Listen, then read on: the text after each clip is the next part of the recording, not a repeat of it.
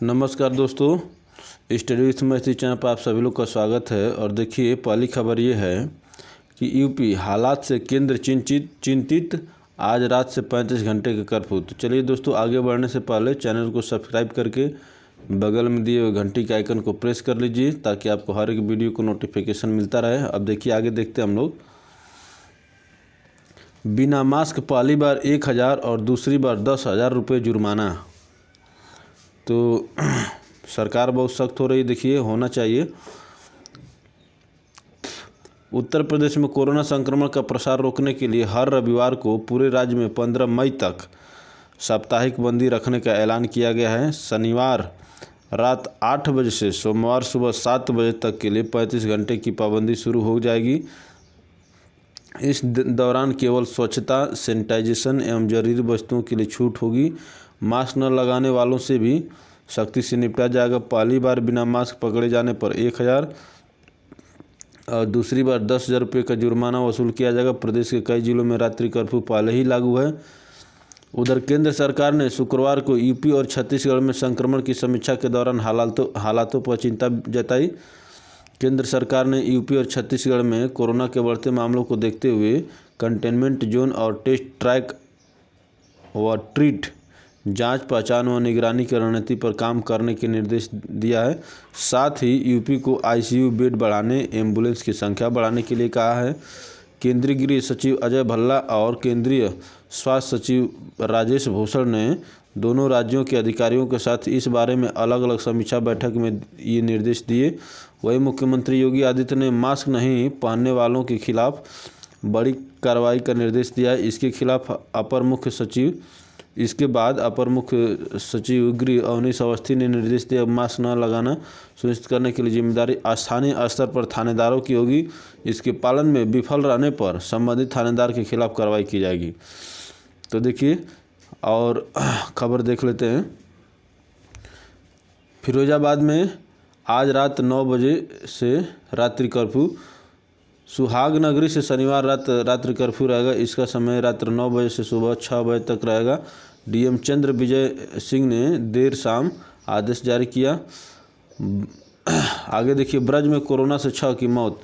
ब्रज में शुक्रवार को विभिन्न जिलों में कोरोना संक्रमित 6 लोगों की जान चली गई। मृतकों में 2 आगरा, 3 लोग मथुरा व एटा की 1 महिला शामिल है। वहीं 983 नए संक्रमण मिले, इसमें 77 फिरोजाबाद के हैं।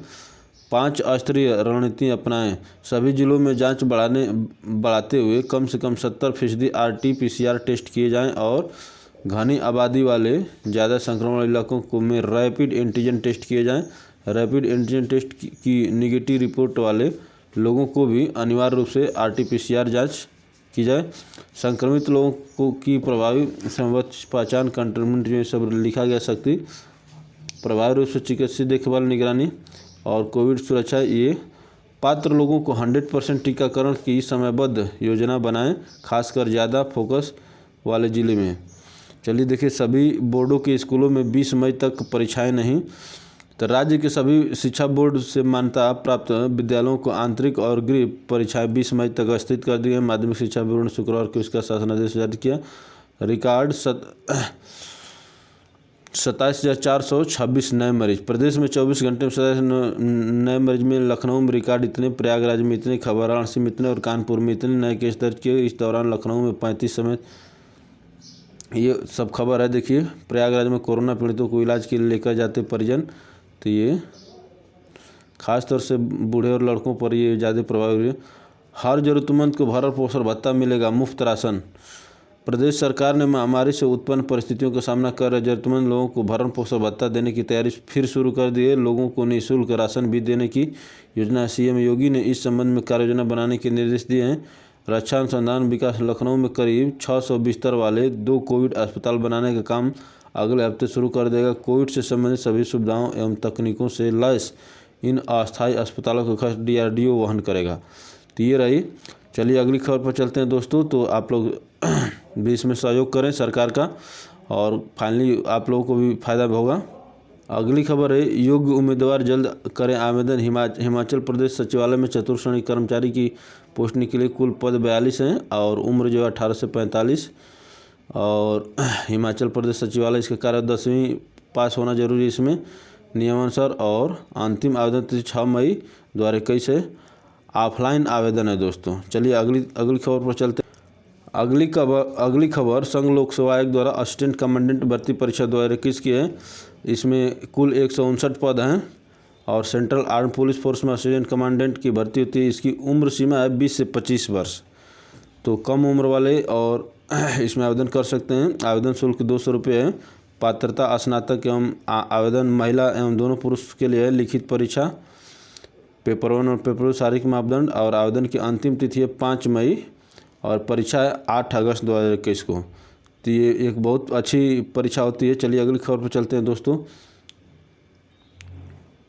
कोरोना से IERT की परीक्षा स्थगित। तो ये उत्तर प्रदेश में एक IRT है इलाहाबाद में, उसकी परीक्षा स्थगित कर दी गई है। 17 से 20 अप्रैल के बीच जो परीक्षा होनी थी वह अब स्थगित कर दी गई है। परीक्षा ऑफलाइन मोड में कराई जा रही थी। संस्थान में कोविड-19 की गाइडलाइंस के अनुसार परीक्षार्थी 2 गज की दूरी पर बैठकर परीक्षा कराई जा रही थी। तो ये जो है अचानक वृद्धि के बाद निदेशक ने यहाँ बाकी परीक्षा स्थगित कर दिया। आगामी सूचना तक परीक्षाएं स्थगित रहेंगी। तो चारों तरफ सभी परीक्षाएं स्थगित और ये भी परीक्षा स्थगित हो गई। अब देखिए परीक्षा के लिए 30 तक करे आवेदन। कर्मचारी चयन आयोग ने सिलेक्शन पोस्ट फेज 8 की मैट्रिकुलेशन हायर सेकेंडरी पहले चरण की परीक्षा में सफल अभ्यर्थियों के लिए आवेदन जारी कर दिए हैं। तो जो पहले चरण में सफल हुए हैं, दूसरे चरण में विभागवार अभ्यर्थी आयोग की वेबसाइट पर आवेदन अपलोड कर 30 अप्रैल तक कर सकते हैं। और देखिए अभ्युदय कोचिंग में चलेगी ऑनलाइन कक्षाएं। समाज कल्याण विभाग की ओर से संचालित अभ्युदय कोचिंग में ऑनलाइन कक्षाएं चलेंगी। अब भी तारीख घोषित नहीं हुई है, लेकिन एक सप्ताह में कक्षा शुरू होने की उम्मीद है। चलिए अगली खबर पर चलते हैं। ये देखिए स्टेनोग्राफर परीक्षा की संशोधित रैंक अपलोड। कर्मचारी चयन आयोग SSC ने स्टेनोग्राफर परीक्षा 2018 ग्रेड C-D के परिणाम में संशोधित करने के बाद एक नई रैंक जारी किया है। आयोग की ओर से जारी परिणाम में कहा गया है कि 1 अप्रैल को 19 अभ्यर्थियों का संशोधित परिणाम जारी किया गया था। संशोधित परिणाम जारी करने के चलते अंतिम रूप से चयनित अभ्यर्थियों की मेरिट और रैंक में बदलाव हुआ है। चलिए अगली खबर पर चलते हैं। देखिए CGL 2018 परीक्षा के अंतिम अंक जारी। कर्मचारी चयन आयोग ने संयुक्त स्नातक स्तर पर अंतिम परिणाम 1 अप्रैल 2021 को जारी किया था। आयोग की ओर से परीक्षार्थियों का अंतिम अंक वेबसाइट पर अपलोड कर दिया गया है। अभ्यर्थी आयोग की वेबसाइट पर जाकर 16 से 30 अप्रैल के बीच अंक देख सकते हैं। चलिए अगली खबर पर चलते हैं दोस्तों।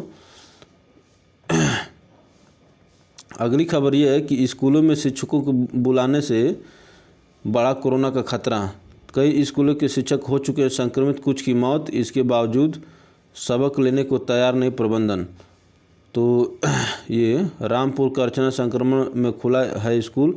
देखिए जिले में कोरोना के संक्रमण के खतरे के बीच परिषदीय विद्यालयों के बीच CBSE ICSE EP बोर्ड के स्कूलों में संस्थान शिक्षकों को जबरन बुलाया जा रहा है। स्कूलों की मनमानी के चलते कई शिक्षक संक्रमित हो गए हैं। बच्चों के लिए स्कूल बंद होने के बाद भी अब ऑनलाइन पढ़ाई हो रही है। कोरोना का संक्रमण तेज़ी से बढ़ रहा है। ऐसे समय में शिक्षकों पर जान का खतरा बन गया है।